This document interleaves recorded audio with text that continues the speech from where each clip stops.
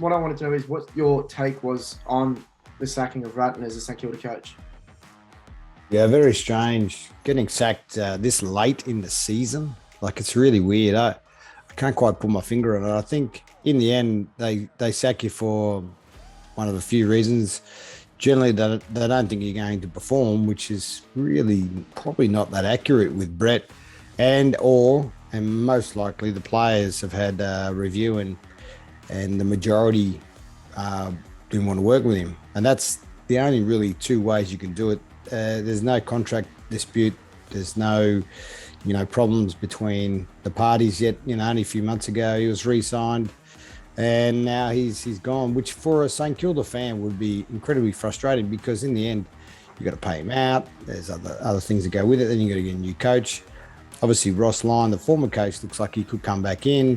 Who are they going to pick? Are they going to pick him, or are they going to go with someone untried? So it's very strange. Like I would have thought sometimes coaches get unfairly, I suppose, punted at the best of times. There's been some really good coaches over a long period that have literally been sacked for not great reasons. So you see in that boat, there must be something else going on that I could see. You would have thought Brett Ratton with the last 5, 6, 10 years, son dying, and there's a lot of. You would have thought he'd be an empathetic and a very good coach, but yeah, for some reason they showed him the door. It's very strange. Yeah, well, I mean, he was at 50% of actually win-loss ratio at St Kilda, 34 wins from 68 games. I just want to get your take on it. So he was obviously an interim coach at the beginning of his time at St Kilda. I think he only coached the back end. I think it was the last 6 games maybe. When they sacked Alan Richardson. I guess, and then obviously he ended up getting a full-time job. Now we've seen Ratton depart, we've seen David Teague and Ben Rutten, as well as Rhys Shaw, after becoming interim coaches at the given football club. They've then not lasted that long. Do you think that clubs, I guess, are quick to pull the trigger, so to speak, in just hiring the interim coach just so they've got someone for the following year? And they haven't really done their due diligence, so to speak, because now this is the 4th interim coach, I think, in the space of 4 years that has actually been shown the door, I think, after 2 or 3 seasons. Yeah, I would have thought with Brett Ratton, he's coached before. David Teague, obviously the back end of that year that he ended up winning every game bar one, looked really good on paper, looked good for the back part of the year. But, he was, in my mind, even before that, he wasn't the best choice. Rhys Shaw, I thought was a bit lucky to get that job. And in the end, both of them, I mean, Rhys couldn't handle it, basically, and he said that and he left.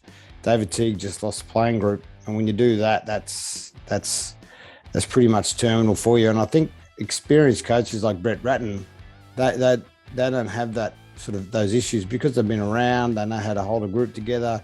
They know how to build a group. You're always looking at trades. You're looking at the draft. Then you've got your seasoned vets. You've got everyone. And he's been there a long time.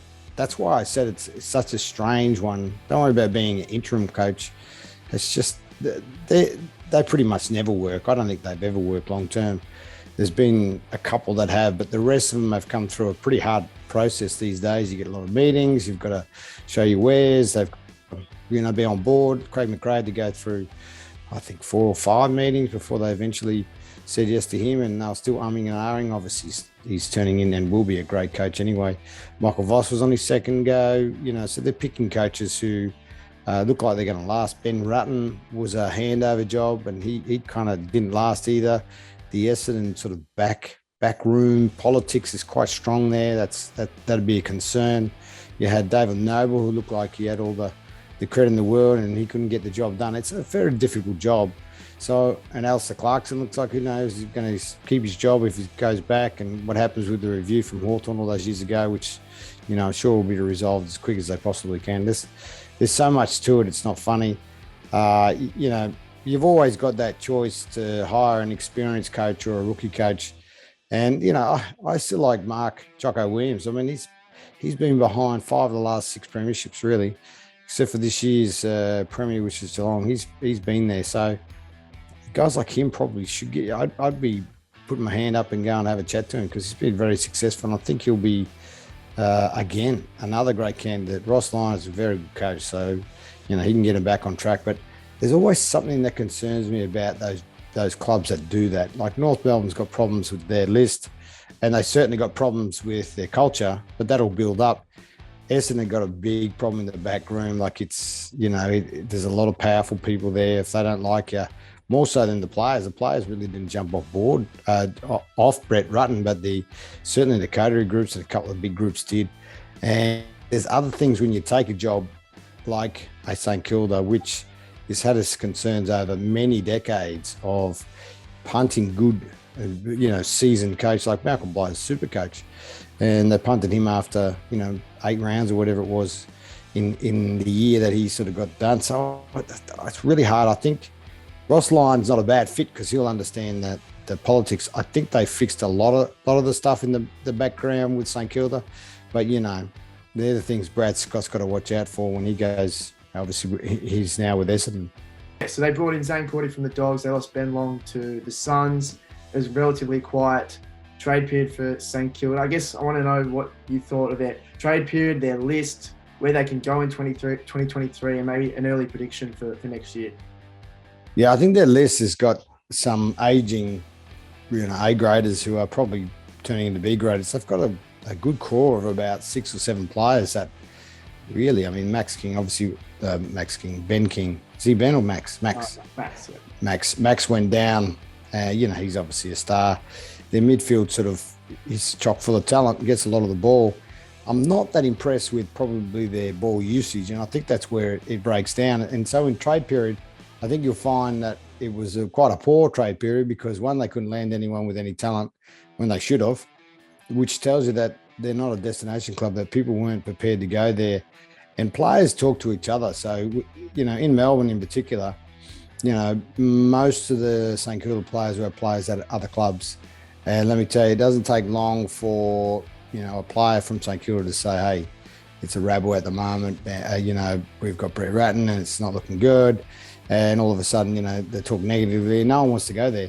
And the managers know that as well, who got the players. So it becomes this period where you really struggle to get talent. So for them, the best they could do is probably go to the draft now after trade period being pretty much a bomber. They just bombed it. To go to the trade, try and get a couple of, sneaky talent that's going to be really good, not only in round 1 next year, but of course in the next 4 or 5 years as they mature.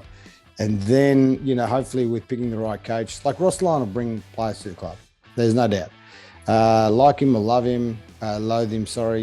You've got to realise that he's a guy that's done that his whole career. He's been able to find talent and he's made some lists that weren't always great into really competitive teams. He'll do that again. So for the St Kilda faithful and the St Kilda side of it, where they're going to finish next year, look, I'm not thinking top 8. I'm thinking the coach will be saying, we're going to improve, we're going to improve, we're going to improve. And so Ross Lyon comes along, or any of those really good, experienced senior coaches, their defensive side will be so much better. Same with Essendon. They think tackle is something in the fishing box. So, Brad Scott will really be on top of that. He's a very good defensive coach. He knows offense take care of itself.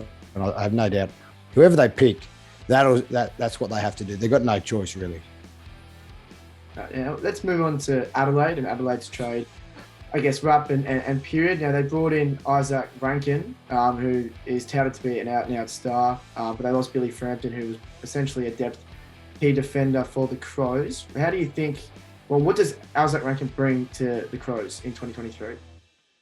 Well, Isaac's interesting because he's certainly been a very talented forward. Gold Coast can be a tough place to play, but when you earn your stripes, a lot of guys have gone from there and gone to bigger clubs and, won premierships and you name it. I think for Isaac to get home, like home can be full of distractions. As I said last time here, it's not always a golden road to great footy. I think for Isaac, there's only a couple of real ways he can go to improve his career. He's probably either goes to a halfback flank, learns the craft, then goes into the midfield, or he just breaks out and goes straight into the midfield. In the end, as a forward in Adelaide, as he's been his whole career, he'll be looking for a change. I have no doubt that when he spoke to Adelaide, it wouldn't have just been, I'm coming home. That would have been great. Wouldn't have just been the money. That would have been fine. You always get well paid anyway in the AFL. He would have got well paid at the Gold Coast. It'll be more the opportunity where can he play in the midfield or can he go the defence and add some more strings to his bow, because in the end, players really only move for the same 5 reasons. They're not happy with the coach, they move. Not happy, the contract's rubbish. Opportunity, of course, but then that opportunity swings into, well, am I going to be able to further my career? And Adelaide are always looking for better midfielders, and if he can provide that for himself and get his fitness up, and then he can sort of put the cream on the cake and finish with goals and stuff. But even to go to a back flank, like, to me, it just looks like a rejuvenation of his career, despite being only a young guy. And that's kind of what you need. You get a few years in the AFL, you learn your craft a bit, but you're always looking to have a bigger role. Everyone wants to play in the midfield because that's where you get most of the ball. That's where the money is. It always is. And that's where all the awards go to. It's a tough gig. So for him to go there, I've no doubt Adelaide would have said, we want to get you fitter, we want to get you in the midfield, we want to give you more opportunities upfield. He would have gone, yep, could have been $1 more. And that alone would have got him over. Now, Brisbane, they seem to have added 2 very key, I guess, inclusions to their 2023 side, Josh Dunkley and Jack Gunston. Just tell me what those 2 players will bring immediately to the Lions side. As I said last time, they're not the actual players I think they need. Like Josh Dunkley is a super player in the midfield, so he just gives that other big body. It doesn't hurt your depth, but he's still not. He's a bit quicker than most sort of loping midfielders who've got big engines, but he doesn't have that fleet of foot that I would like to see the Lions get, and someone really skillful. Gunston, he's 195. He's a tall guy. He gives another target. Losing McStay, it's a bit of a 1-for-1. I think he's a crafty forward, but he can play defence as well, and he can pinch it around. He's got more options, as McStay was doing, into the ruck and stuff. So Brisbane still, and they get Will Ashcroft as well. Will will be, if he's not injured, he'll be round 1.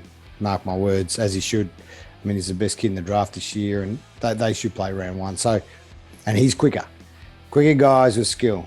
They've needed 2 more at least. Every year I say it, until they get it. I don't know why they go to the draft and don't, handpick there's some guys out there you could get from other teams. But look, getting Dunkley is good. It bolsters your midfield, but there's a lot of those similar types. McGluggies can be like that.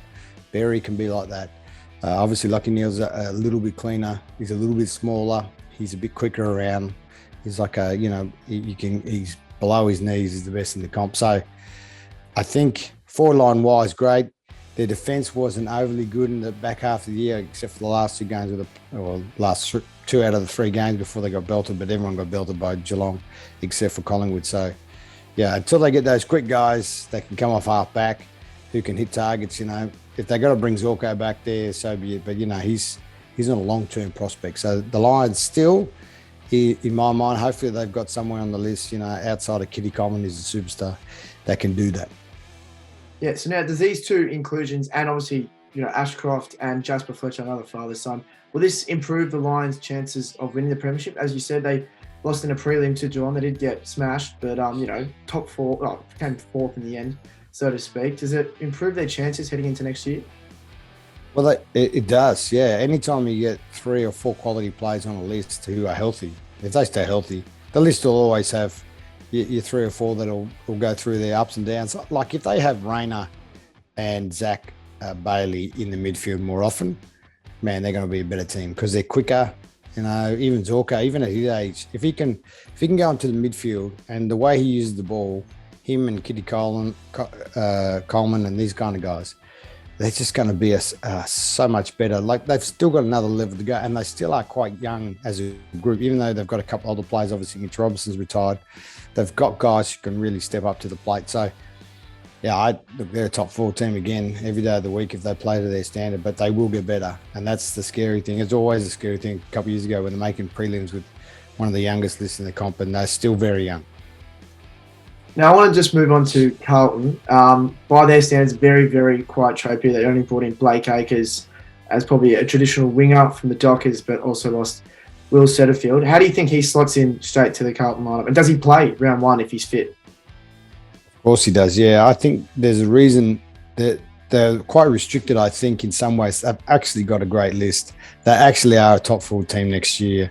If they don't make top 4, they'll certainly make top 8. Obviously, this year did it every week bar the last week, albeit by a couple of points. Like, they are a super team. And if the health in that particular group is better, but again, you got these really star quality midfielders coming up into their prime. So they're going to get better every year. They're going to be better next year. They're going to be better the year after. But you've got really good key forwards, key defenders.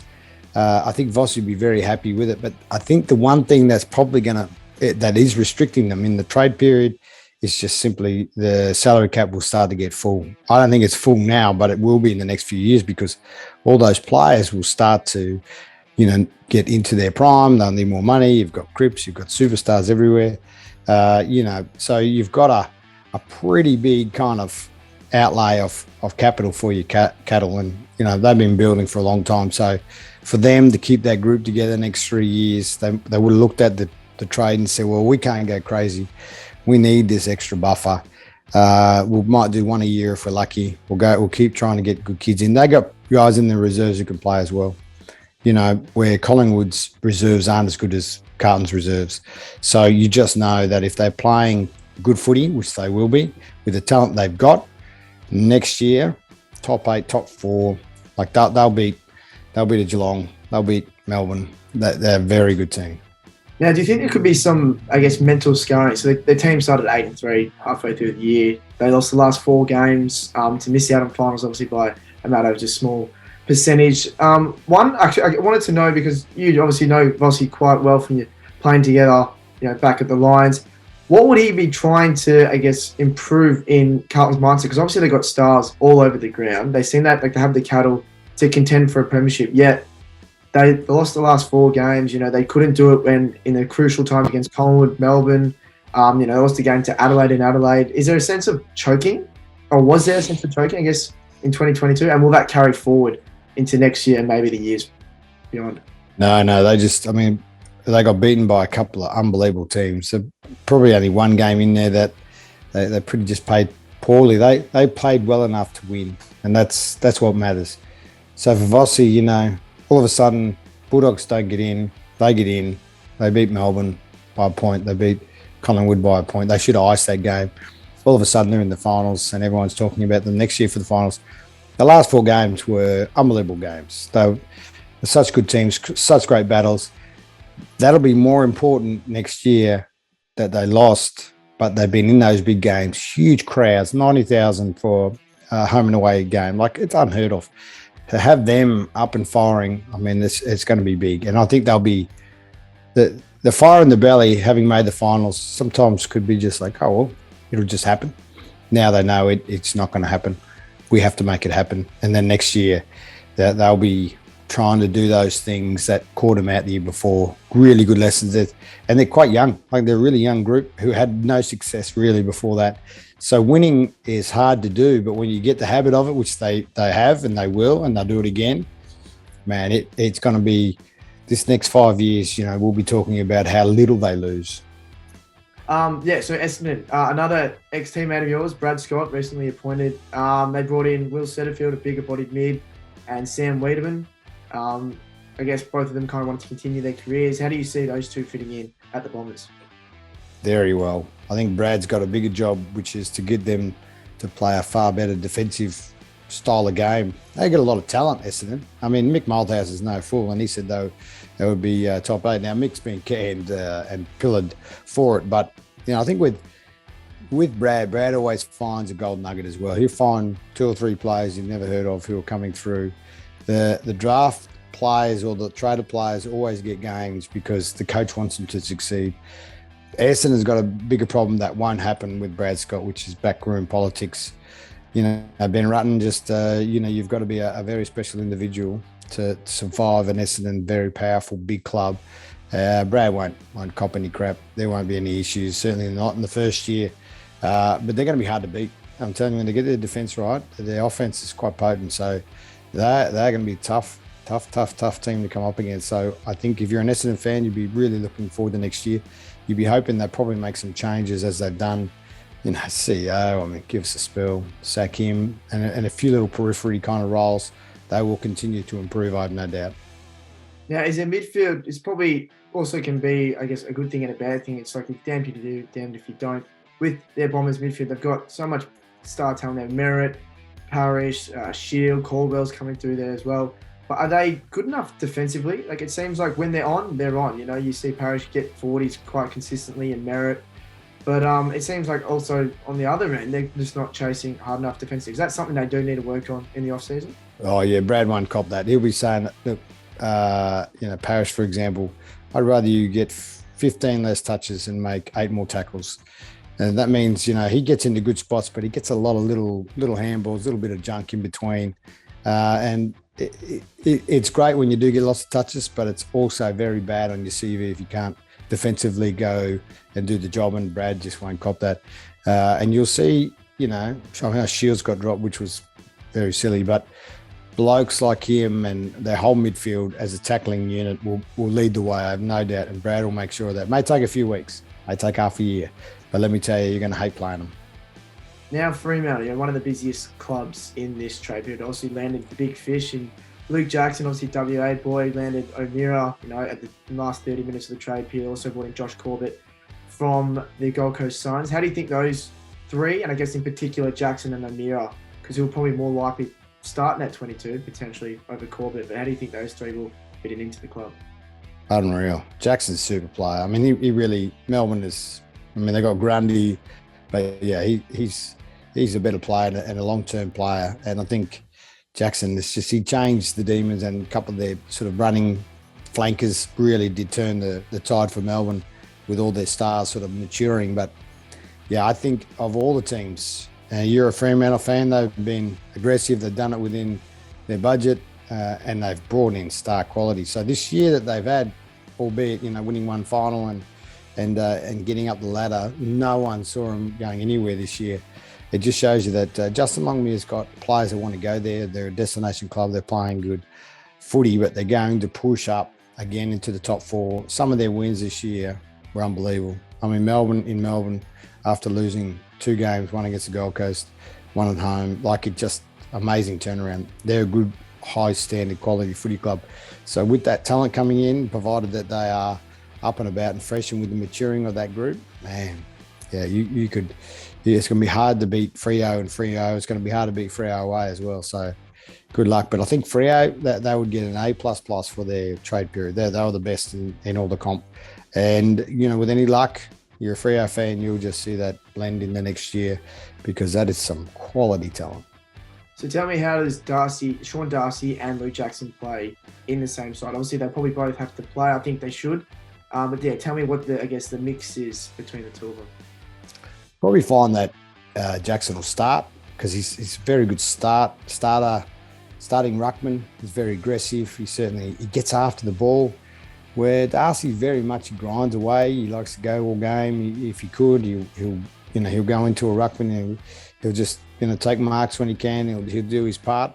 Where Jackson, I think you'll find he'll probably play as much as he can in the midfield, because of just his athleticism around the ground. He runs and gets the ball, and he's a link player as well. Darcy doesn't have that, but he's, they go forward and you've got Darcy sitting down there in your forward line. Man, it's going to be pretty hard to beat. You've got first options, some great ruckmen, and they're big guys too.